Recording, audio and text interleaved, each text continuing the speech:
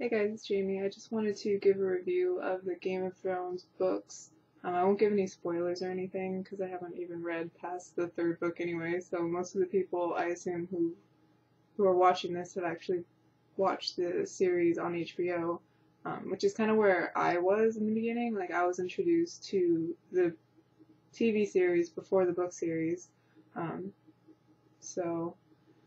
I just wanted to kind of give like a perspective on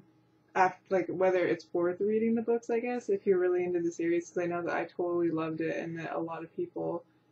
found it really interesting and are wanting to see like,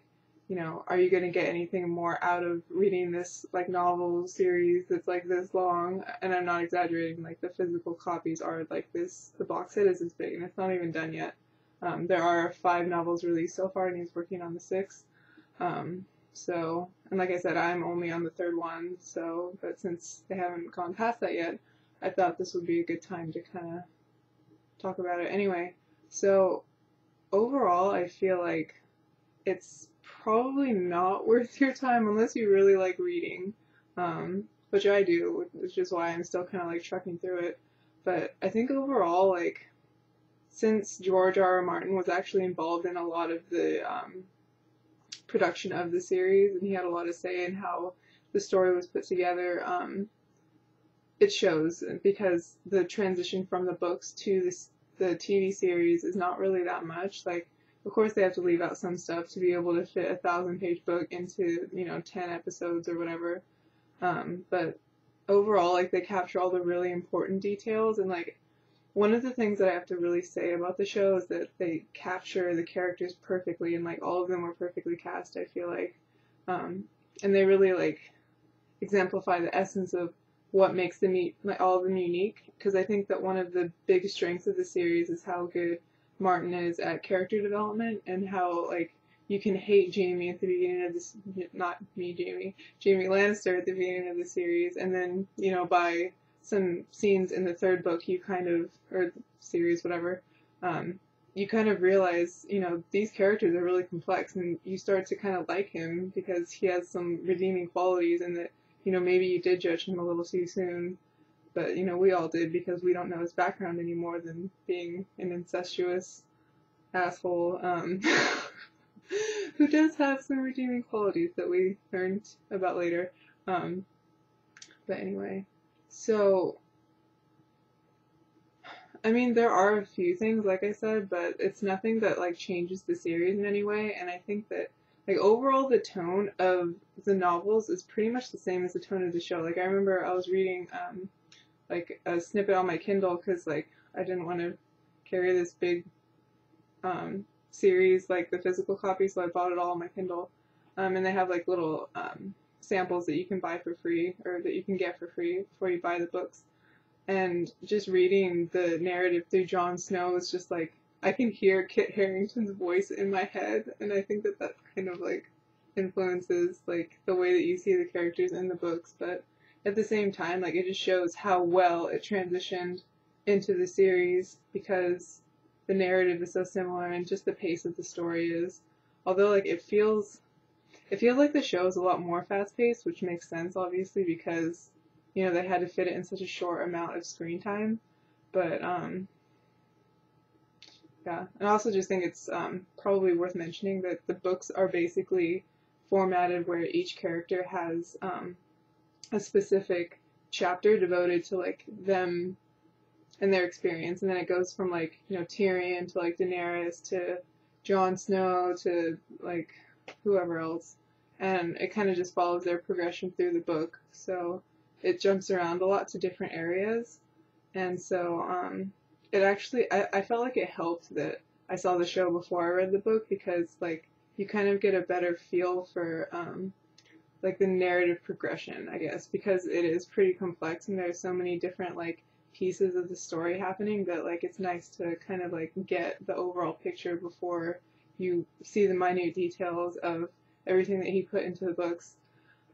Just like as far as fantasy series go, because like I've read a lot of them, I actually still need to review Aragon, which I finished like 6 months ago, like the whole series, but I haven't done that yet. Anyway,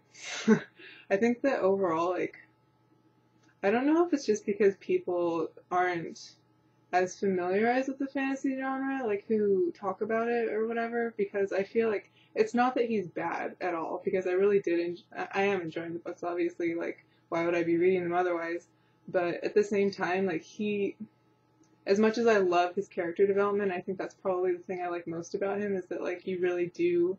become attached to these characters and care about them and realize, like, how depth they are. I already talked about that. But, just, like, his overall, like, style is not very unique, I guess. I don't know. I feel like his story is interesting, but and his characters are interesting, but his style of writing is not really anything to write home about. If you know what I mean. But I think that's just because once you start reading enough in that genre, it all just kind of becomes like homogenized into this big like dragons everywhere, and like all of that is one thing to be said for Martin, is that he doesn't add a lot of like overly ridiculous magical elements to it. Like there are the dragons, but and then there's like some sorcery and stuff in the later seasons, but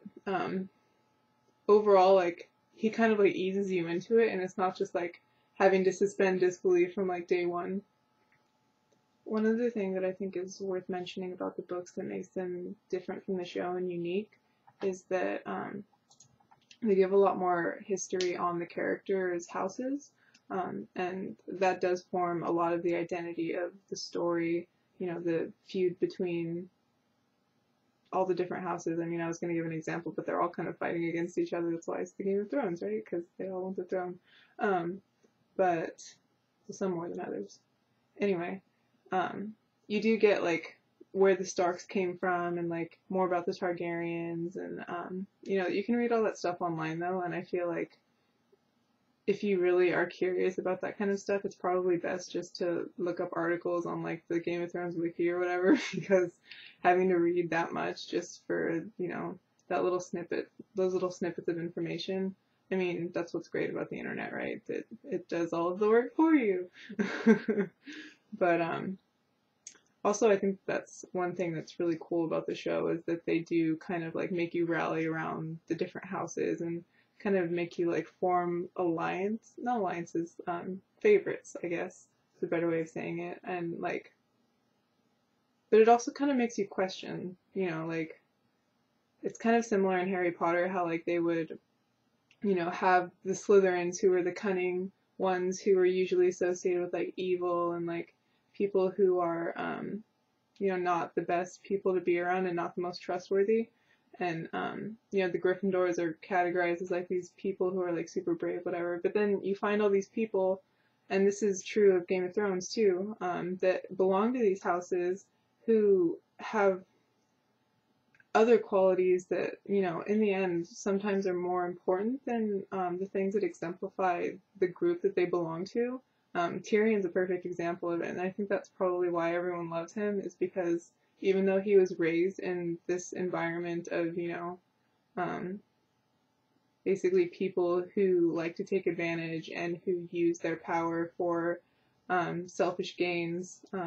at the expense of other people, that he could still come out really morally well adjusted and have a sense of righteousness. And, you know, he's a Lannister, which people don't really, I mean, if you, obviously you've seen the series, but, you know, that the house is not known for that quality, you know, and then there are just exceptions to every rule, and that I think Martin kind of shows you that you can't judge a book by its cover, I guess. You can't judge a person by their house. One of the other small advantages to reading the books is that you kind of get a better handle on the allusions that Martin makes to certain parts of the story that like are foreshadowing in kind of like a metaphorical way. I mean, I'm sure that like by this time, since season 1 has been out for so long, that you're probably aware of like the whole, you know, the Stark family gets this dire wolf litter, and each kid gets one wolf, but it's just developed a lot better in the books, like how, you know, Sansa is lost from the beginning because they kill her wolf, and so she's without Lady for the rest of the series, and she kind of like loses her identity as a Stark. And then like each person, each Stark heir kind of follows the story of their wolf, and their wolf becomes a part of their identity, like in a really integrating way, which you kind of like, I don't know, I don't feel like they portrayed that as well in the series. At least I didn't catch up on it as much. And like how interlinked they are with their wolves. Another example would just be like how in the beginning you see how the dire wolf, the mother of the pups that that the kids adopt, was stabbed in the neck by the stag, which was kind of symbolic of how Robert like took Ned to his death, even though it was unknowingly. It was just kind of like that betrayal, that like symbolic, because you know the stag is the Baratheon symbol, or the Baratheon sigil, and the direwolf is the Stark sigil. So there's just more like little details like that that you can kind of appreciate that are just like they're literally spelled out for you in the book, whereas in the series like you kind of have to pick them out, and it's just not as obvious, I feel like. Anyway, that's pretty much it for my review. I think just overall the advice I would pass on to you would be not to read this series, and to spend your leisurely reading time on something a little more useful, just because the series was adapted so well into the HBO show, and the fact that you know they had such a big budget for it that they were able to make it such high quality. I mean, the first season alone cost them like $60 million to make, and it is one of the most expensive TV shows ever made. I'm hoping to post my review on Aragon somewhat soon. I'm pretty busy with school and work, but I do need to post on the whole series because I read all 4 books, so that should be interesting. But thank you for watching my review, and I will post the other one soon.